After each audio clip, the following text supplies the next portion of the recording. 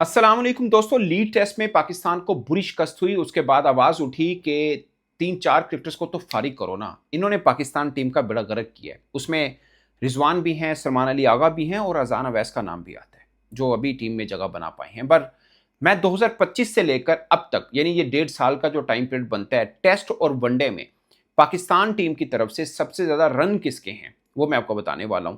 उनमें यही खिलाड़ी आते हैं जिनके बारे में ये आवाज उठाई जा रही है कि इनको फारिग कर दो। ये बात मैं इसलिए कर रहा हूँ, ठीक है उनके रन आए हैं बट पाकिस्तान को कोई खास फायदा नहीं हुआ, इसमें भी कोई दो राय नहीं है। बट मेरा पॉइंट ये है कि हर बार हार के बाद खिलाड़ियों को बदलने की बात होती है। मिसाल के तौर पर ये 2025 से लेकर अब तक पाकिस्तान ने 37 क्रिकेटर्स को वनडे के अंदर खिला रखा है, 37 के। और टेस्ट में भी जो अच्छी टीमें हैं उनमें पाकिस्तान टॉप के ऊपर है क्रिकेटर्स को चेंज करने में। सो हर बार क्रिकेटर्स को चेंज किया जाता है। और सिंपल बात है, फर्ज किया अजान अवैस की हम बात लेते हैं। अजान अवैस आपके डोमेस्टिक में टॉप करके आया और 2 सीजन में सबसे अच्छा खेल के आया। अगर वो इंटरनेशनली परफॉर्म नहीं कर रहा फॉर एग्जाम्पल, तो फिर जो दूसरे तीसरे चौथे या पांचवें नंबर पे आएगा उसको खिलाने का क्या बनता है। जो डोमेस्टिक में टॉप नहीं कर पाया, तो जो कर पाया है आप उसको ड्रॉप करके दूसरे को लेके आएंगे जो नहीं कर पाया। सो वो माने नहीं बनता। कुछ चीजें हैं जो बेहतर करने की जरूरत है। मैं आपको छोटी सी एग्जांपल दे रहा हूं, बाद में मैं उन खिलाड़ियों के ऊपर भी आऊंगा जिन्होंने 2025 से लेकर अब तक पाकिस्तान के लिए सबसे ज्यादा रन किए हैं। आपके लिए हैरान कुन वो फिगर होगा, मैं आपको बताऊंगा। लेकिन मैं आपको छोटी सी एग्जांपल दे रहा हूं। इंडिया में सई सुदर्शन है। मैंने 2023 में जब एशिया कप हम जीते थे ना, इंडिया से फाइनल में जीते, मोहम्मद हारिस कप्तान थे और अरशद इकबाल ने बड़ी जबरदस्त बॉलिंग की थी, आपको याद होगा। पूल मैच हम हारे थे और तैयब ताहिर ने 100 किया था। वो मैच हम जीते थे। उस मैच में सही सुदर्शन खेले हुए हैं, बल्कि उससे पहले पूल मैच में उसने 100 किया पाकिस्तान के खिलाफ। सो कम से कम 1 1.5 साल उन्होंने ए टीम में रखा। हालांकि बढ़िया प्लेयर है, इंटरनेशनल में आके परफॉर्म नहीं कर पाया। 87 उसका हाईएस्ट है। और बात होती है कि इंडिया में टैलेंट है, इंडिया का टैलेंट है और 100 नहीं कर पा रहा। हालांकि उसकी जगह पे पादिकल आया, लगातार दूसरा 100 किया उसने। पॉइंट ये है कि इतना ग्रूमिंग के बाद भी इंटरनेशनली स्कोर नहीं कर पाया वो। बट ये नहीं कि उन्होंने ड्रॉप किया, पादिकल बाई चांस आया, शायद उसकी इंजरी वगैरह थी। अजान अवैस को अभी तो पूरा चांस आपको देना है, पूरा सीजन। मुझे लगता है किसी नए लड़के को लेके आए ना, फिर पूरा सीजन खिलाएं उसको। ये नहीं करना कि 2 4 मैच के बाद देखे ना, पहले मैच में 100 किया, उसके बाद दूसरे तीसरे मैच में उस पर दबाव शुरू हो गया, भाई रन नहीं आ रहे आपके। भाई साहब ऐसा नहीं होता, ऐसा नहीं होता। ये वर्ल्ड टेस्ट चैंपियनशिप में आपका तो कोई चक्कर सीन है नहीं, मतलब पाकिस्तान का सीन बाहिर तो ना होने के बराबर है। तो फिर पूरा सीजन देना, उसके बाद ना आपको प्रॉब्लम होगा ना उसको प्रॉब्लम होगा। अच्छा होगा तो मुख्तलिफ वेन्यूज में मुख्तलिफ टीमों के खिलाफ खेल लेगा तो पता चल जाएगा। पहले तो हमारा ही कसूर है कि डोमेस्टिक में परफॉर्म करने वाले को हम टीम में डाल देते हैं, क्योंकि साइकिल ही नहीं है, हम ए टीम के टूर ही नहीं कराते। खैर इस पे हम बात बाद में करेंगे, बट मैं आपको पहले छोटे थोड़े से स्टैट शेयर कर दूं ताकि आपको अंदाजा हो। और ऑफ कोर्स मुझे लगता है कि टीम मैनेजमेंट के पास ये स्टैट होना है। वैसे तो आकिब जुवैद कह चुके हैं, अब हम एआई पे चलते हैं। आई होप कि ये चीज़ें उनके पास होंगी। टेस्ट क्रिकेट में ये पिछले 1.5 साल में since start of 2025 till now Shan Masood top के ऊपर हैं। 9 मैचेस में 646 रन हैं उनके, ठीक है, 200 हैं। और ये इसके इतने किसी के भी नहीं है। अब ये अंदाजा लगा लेना आपकी बाकी सबकी परफॉर्मेंस का, ठीक है। नंबर 2 के ऊपर रिजवान है, जिनके बारे में कह रहे हैं इन्होंने बदल दो। रिजवान ने वेस्ट इंडीज में रन नहीं किए 2 टेस्ट मैच में, और अब रन नहीं किए 3 टेस्ट मैच में रन नहीं किए। बांग्लादेश के खिलाफ दोनों मैचेस के अंदर 50 किए हैं। अगरचे 50 भी कोई तसल्ली वाली बात नहीं होती, मगर वैसे बता रहा हूं कि उनके रन है, बल्कि एक 90+ रन की इनिंग भी उनकी आई है। खैर उसका फायदा नहीं हुआ, पाकिस्तान हार गया, बट मैं सिर्फ रन पॉइंट ऑफ की बात कर रहा हूं, ठीक है। रिजवान के 10 मैचेस में 635 रन हैं और 4 50s हैं उनकी, 100 नहीं है उनका।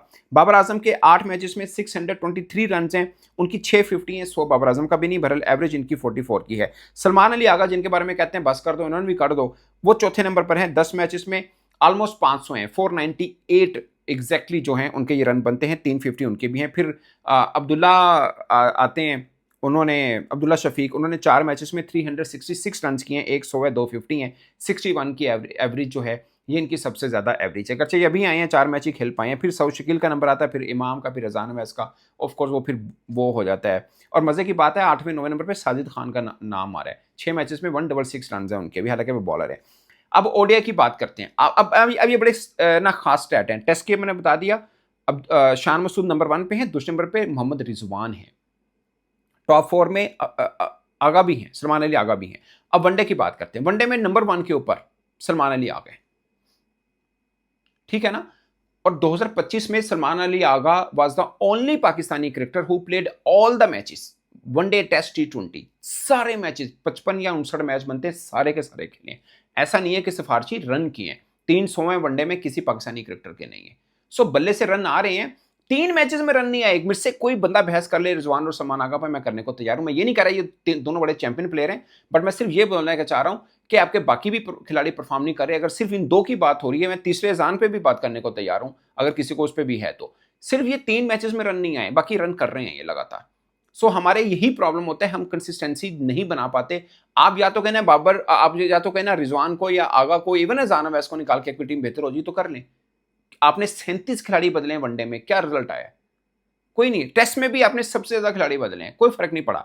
वनडे में सबसे ज्यादा रन 23 मैचेस में 870 रन हैं सलमान अली आगा के, 43 की एवरेज है, 94 का स्ट्राइक रेट है, 300 है, 450 है। इससे अच्छी परफॉर्मेंस किसी की नहीं है। वो अलग बात है कि वो उस टीम का हिस्सा है जो बुरा खेल रही है, वरना सलमान अली आगा की परफॉर्मेंस वर्ल्ड वाइड वनडे में बहुत अच्छी है।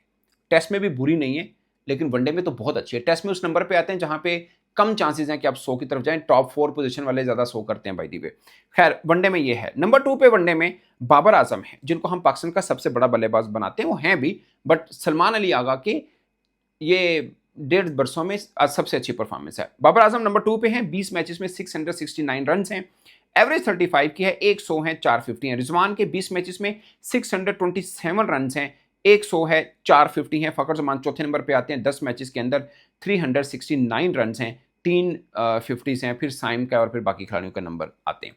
सो पॉइंट इज, रिजवान और सलमान अली आगा दोनों टॉप 3-4 के अंदर हैं, दोनों फॉर्मेट का अगर मिलाया जाए तो नंबर 2 पे आते हैं। अदरवाइज वनडे फॉर्मेट देखा जाए तो सलमान अली आगा नंबर 1 पे हैं, टेस्ट में देखा जाए तो रिजवान नंबर 2 पे हैं, और दोनों के बारे में कह रहे हैं इनको फरी करते हैं।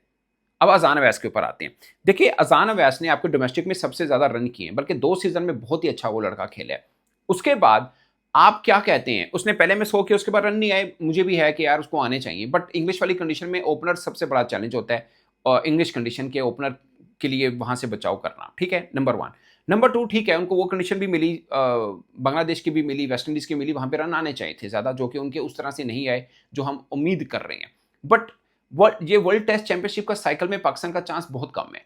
आप उनको पूरा साइकिल खिलाएं, उससे तसल्ली आपकी भी होगी, उनकी भी होगी। पहली बात है, उनको लाया, इसलिए मैं कह रहा हूं गलत लाया गया था कि आपका बीच का कुछ सिस्टम ही नहीं है।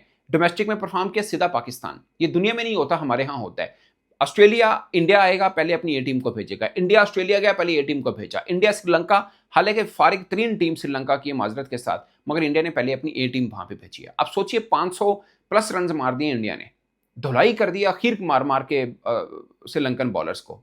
पादिक्काल का दूसरा 100 है, जुरैल भी 100 कर गया भाई, उसका भी टेस्ट क्रिकेट में दूसरा 100 है। उसके बाद 2 खिलाड़ी भी आज उन्होंने आउट कर दिए, सीधी सीधी जीत है। एक हाथ से भी खेले इंडिया जीत जाएगा। फिर भी उससे पहले उन्होंने अपनी ए टीम को भेजा है। तो दुनिया भर में ग्रूमिंग प्रोसेस यही होता है। इवन के बांग्लादेश, वो साउथ अफ्रीका का टूर करेगा, उससे पहले अपनी ए टीम को भेजेगा। पता नहीं हमारी ए टीम के साथ कोई खेलेगा नहीं, या खेलने को तैयार नहीं होता। हमने 2-4 टूर करवाए हैं, वो सब ने अपनी कोई काउंटी की टीम खिला देता है, कोई अपनी C-D लेवल की टीम खिलाता है। हमारे तो मेन टीम से व्हाइट बॉल के अंदर वो अपनी ए बी टीमें खिला देते हैं।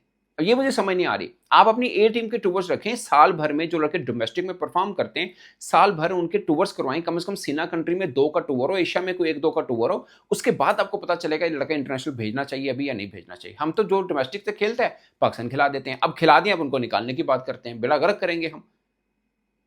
पहले हुजैफा के साथ ऐसा किया था, अब इसके साथ करने हैं, अजान अवैस के साथ। मैंने उस वक्त भी कहा था, उस बेचारे को 2 मैच के बाद फारिग कर दिया, कितनी ज्यादती है। अब इसको फारिग करने की बात हो रही है कि अजान अवैस को फारिग कर दें। क्यों करें? आप वर्ल्ड टेस्ट चैंपियनशिप का पूरा साइकिल उसको खिलाएं, उसके बाद डिसाइड करें, क्योंकि उस साइकिल के अंदर उसको घर में भी सीरीज मिल जाएगी, ओपोनेंट डिफरेंट भी आएंगे, कंडीशन भी थोड़ी डिफरेंट मिल जाएगी। शायद कहीं 1-2 ओवर अच्छी नहीं गए। सोचे पहले में 100 किया था, आगे भी कहीं 100 आ गया तो उसका मोमेंटम बन जाएगा। प्लेयर बड़ा है, बुरा नहीं है, वो प्लेयर बढ़िया है। वो नहीं रन हुए, कोई बात नहीं, पूरा साइकिल खिलाइए, उसके बाद रिजल्ट पे पहुंचिएगा। हर बार 2-4-5 मैच खेलते हैं और हम चेंज करने के ऊपर आते हैं, जो कि इनजस्टिस होता है किसी भी नई खिलाड़ी पे। मुझे लगता है पूरा साइकिल खिलाना चाहिए, उसके बाद आपको समझने में या रखने में या ड्रॉप करने में समझ आएगी, और उसको भी समझ आएगी कि वो कहां पे गलती कर रहा है।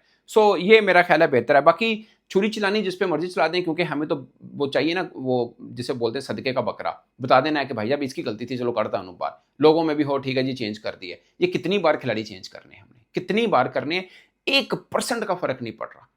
और शायद यही वजह है, कंसिस्टेंसी है ही नहीं। सब चीजें आर्जी हैं, सब चीजें आर्जी हैं। कप्तान आर्जी, कोच आर्जी, सिलेक्टर आर्जी, खिलाड़ी आर्जी। रिजल्ट क्या आ रहा है? 2-3 सालों से बदतरीन क्रिकेट हम खेल रहे हैं। कोई आपको वीक टीम कहता है, कोई आपको ऑर्डिनरी टीम कहता है, कोई आपको वर्स्ट टीम कहता है। वजह एक ही है, कंसिस्टेंसी नहीं है किसी चीज़ के ऊपर। सो ये है।